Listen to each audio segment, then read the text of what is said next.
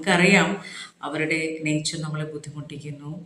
അവരുടെ പല അഭിപ്രായങ്ങൾ കേൾക്കുമ്പോൾ അല്ല അവരുടെ പല ഇടപെടലുകൾ കാണുമ്പോൾ നമ്മളൊന്ന് കൺഫ്യൂസ്ഡ് ആവുന്നു. അതെന്താ ഇവർ ഇങ്ങനെ ഇടപഴകുന്നത്, അല്ല ഇത് മോശമായിട്ടുള്ള കാര്യങ്ങളാണല്ലോ എന്ന് മനസ്സിലാക്കി കഴിഞ്ഞാലും അതിനോടുള്ള നമ്മളുടെ സമീപനം ഇമോഷണലി മാത്രമാവരുത്, ബുദ്ധിപരം കൂടി ആവണം എന്നുള്ളതാണ്.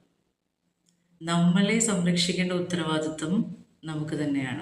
V have to take care of our selves.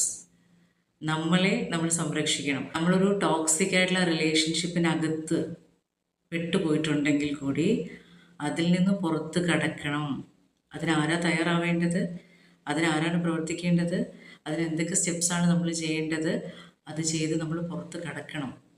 അതിന് ഇമോഷണലി മാത്രമല്ല. സാധാരണ നമ്മളൊരു ലവ് റിലേഷൻഷിപ്പായിട്ടൊക്കെ ബന്ധപ്പെട്ട് വരുമ്പോൾ എന്ന് വെച്ചാൽ സ്നേഹം അവിടെ ഒരു എലമെൻ്റാണ് റിലേഷൻഷിപ്പിലെ. അങ്ങനെ പോകുമ്പോൾ നമ്മളുടെ പ്രതികരണം ഇമോഷണലിയാണ് കൂടുതൽ വരുന്നത്. ബുദ്ധിപരമായിട്ട് റെസ്പോണ്ട് ചെയ്യാൻ നമുക്ക് കഴിയില്ല പലപ്പോഴും. സ്നേഹം അവിടെ ഉള്ളപ്പോൾ നമ്മൾ ഇമോഷണലിയാണ് റെസ്പോണ്ട് ചെയ്യുക. അത് നമ്മളുടെ കൂടെ നിൽക്കുന്ന ആൾക്കാർക്ക് നമ്മൾ വീണ്ടും വീണ്ടും അവസരം കൊടുത്തുകൊണ്ടേയിരിക്കും.